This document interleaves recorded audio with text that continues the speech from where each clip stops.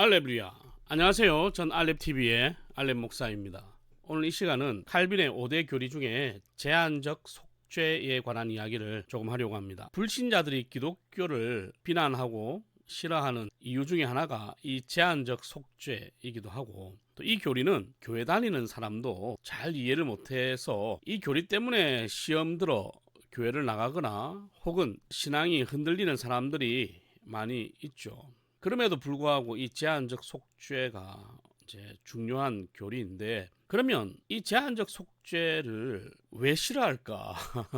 왜 오해를 하고 사람들은 왜 이 교리에 대해서 이렇게 민감하게 반응할까? 많은 사람들하고 이야기를 해보니까 대체로 이렇게 이야기를 하세요. 하나님이 왜 나는 구원하면서 내 가족은 구원하지 않느냐? 어떤 사람은 구원을 해놓고 왜 저런 사람들은 구원하지 않느냐? 그런데 예수 믿으면서 하나님의 주권을 알면서 이런 이야기를 하는 게 웃기는 거죠.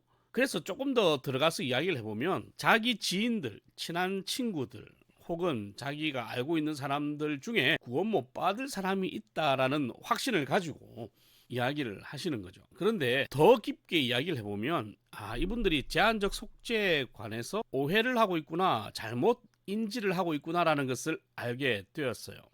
혹시 이 영상을 보시는 분들 중에 지금까지 솔직히 이거는 조금 아닌 것 같은데 라고 생각을 했던 사람들은 한번 들어보세요. 여러분들이 제한적 속죄에 관해서 가장 큰 실수를 하는 게 뭐냐면, 사람들이 이 가운데 있는데 이 가운데 있는 사람들 중에 어떤 사람은 하나님께서 랜덤으로 속죄를 하시고, 그러니까 천국으로 보내고, 어떤 사람들은 랜덤으로 지옥에 보낸다라고 생각을 하는 거죠. 그러니까 지옥에 가는 사람들 입장에서는 굉장히 억울한 거잖아요. 왜 나는 그 랜덤에 포함되어 있지 않느냐. 근데 이게 잘못된 거죠. 이 가운데 사람들이 있다라고 하는 생각 자체가 잘못된 거예요. 여러분, 하나님은 사람을 지옥에 보내신 적이 없어요. 하나님은 인간에게 이것을 선택할 수 있는 기회를 주셨죠.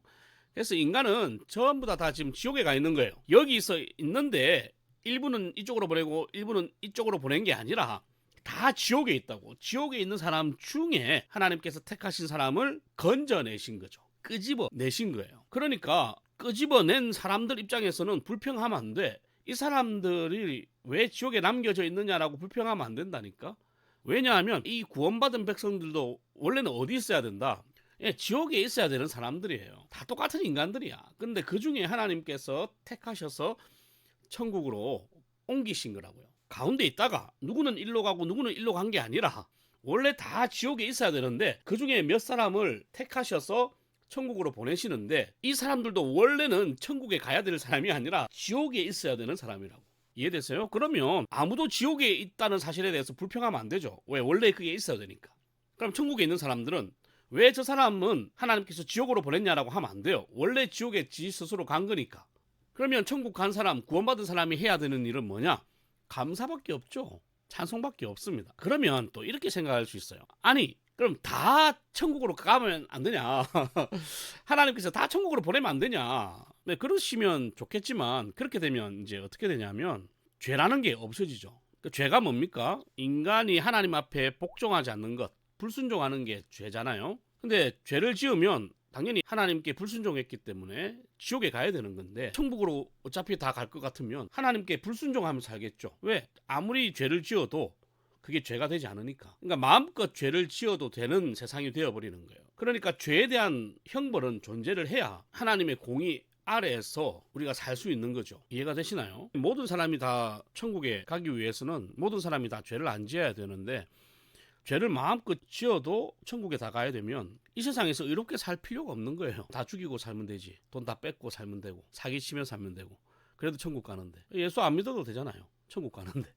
뭐 안 믿어도 보내준다는데. 그거는 말이 안 되는 거죠. 그러니까 하나님께서 원래 다 죽어야 되는 인간, 그 중에 특별한 사람을 택하신 것, 이 특별한 사람을 택하신 거에 대한 것은 제가 다음에 또 영상을 찍겠습니다. 근데 어쨌든 이 사람들이 해야 되는 것은 왜 이 사람들을 구원하지 않았느냐라고 이야기를 하면 안 된다는 거지. 자기가 구원받았으면 감사해야 되는. 왜? 자기가 천국 가야 될 존재가 아니라니까.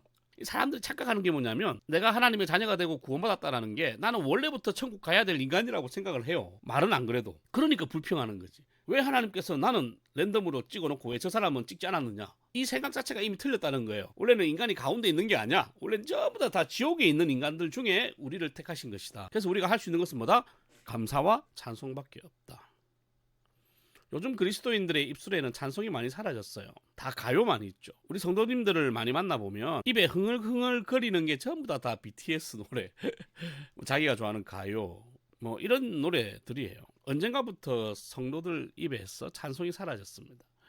찬송이 사라지니까 감사가 사라졌죠. 우리 알레비 여러분들은 제한적 속죄에 포함된 하나님의 택한 백성이라는 사실을 믿는다면 내가 지금도 지옥에 있어야 되는데, 나 지옥 가야 되는데, 야, 하나님께서 나를 하나님의 주권으로, 이유도 없어, 그냥 나를 사랑하셔서 하나님의 놀라운 주권으로 나 같은 놈 불러가지고 천국으로 보내신 것, 영생을 소망하게 하시고 믿게 하신 것에 감사하며 찬송하면서 평생 행복하게 살아가시기를 바랍니다. 항상 찬송을 입술에 달고 사는 우리 알레비 여러분 되시기를 바랍니다. 알렐루야.